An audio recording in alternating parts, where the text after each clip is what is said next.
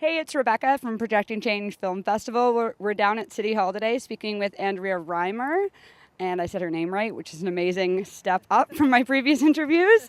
And you just had some big news happen today. Can I ask you about that? Are you talking about Suzanne Anton running for I am talking about Suzanne Anton running for mayor. that big news? Well, it's nice to it's welcome her into the race. It's good to have somebody to debate, right? So when we ran in 2008, I ran with Gregor Robertson for council. He ran for mayor. We put out 4 big ideas for the city of Vancouver, one of which was to be the greenest city in the world. We talked about also ending street homelessness and affordable housing. And it's good to have that public debate about what people think about those issues. Councillor Anton hasn't always been supportive of that agenda, which is absolutely her right, but important that the public is part of that discussion as well. I heard a rumor that she said something about the mayor's good looks just couldn't run a city. Do you know anything about that? Confirm or deny? Oh, well, I was president of the Women's Campaign School for a while and have worked really hard to get rid of the barriers that women have going into office, one of which is the way people sort of say, well, if she looks good, she can't possibly be very smart. So to hear Suzanne Anton today make a comment that suggested that the mayor, because he looks good, can't also be good at running a city, I just found it discouraging. But anyway, I'm hoping we move to a policy debate about things like community gardens and food security and affordable housing and ending street homelessness and what competing visions for the future of the city look like. Awesome. Thanks for that. First of all, I just want to say that I think it's fine. The mayor looks great. I think it's fantastic. And now I'd like to talk to you about what's new with the Greenest City initiative. Well, as people know, or I hope they know, we launched in 2009. The mayor established the Greenest City Action Team.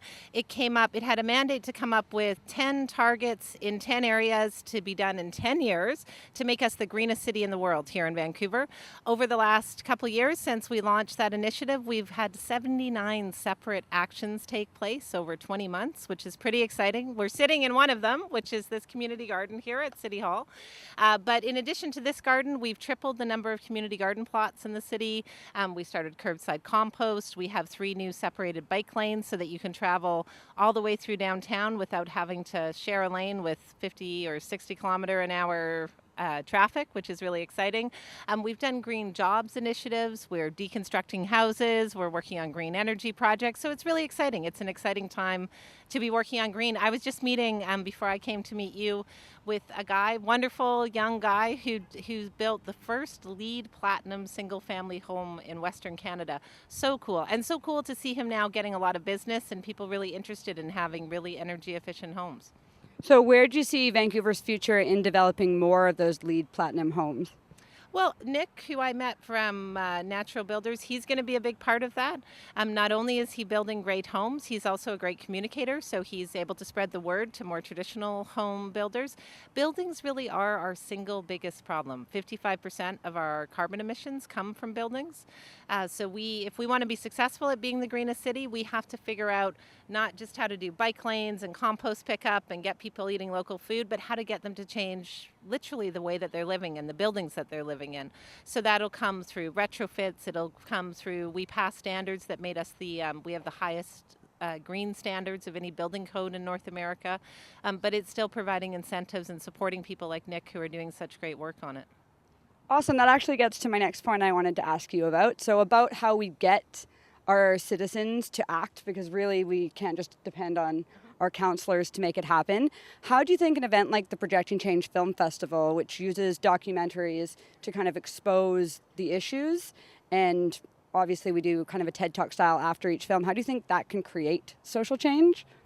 Oh, I think it's so essential. I was trained by Al Gore to do his Inconvenient Truth presentation. So I've been working for many years on protecting biodiversity. That was my big contribution, and also on local food initiatives. I kind of thought somebody else would deal with climate and was dealing with climate, but after doing the Al Gore training, realized we all have to deal with climate. There's no free pass on that at all, environmentalists or student or teacher or whoever you are. But the second thing I learned is that the climate crisis is actually a symptom, and it's a symptom of a huge problem in our society, and that's a lack of connection to each other. we don't connect, we don't talk, we don't share, we don't hear about the same problems, and then we don't have a space to talk about the solutions together. So things like projecting change, where people can share information together, can learn what's happening out in the world, can learn the impact of what's happening, in their homes, but learn the impact on the world around them, and then get together and share solutions. That's a very powerful thing in a society that desperately needs that kind of connection.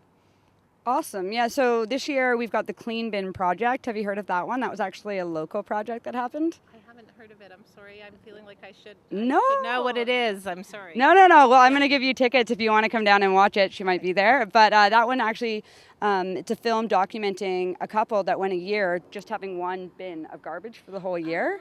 Yes, I did hear about that. Yeah, and I think they're actually coming down to speak afterwards. And we also have Paul Watson, the Eco Pirate, coming to speak after that film. A big lineup this year. Do you think you're going to make it down to the festival at all? I was absolutely hoping to. As your viewers may know, city councilors spend a lot of time in meetings that we have to go to, but assuming I can pry myself out of one of those meetings, I would love to be there.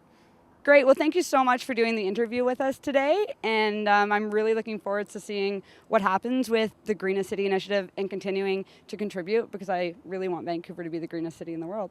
Awesome. Thank you very much, Rebecca.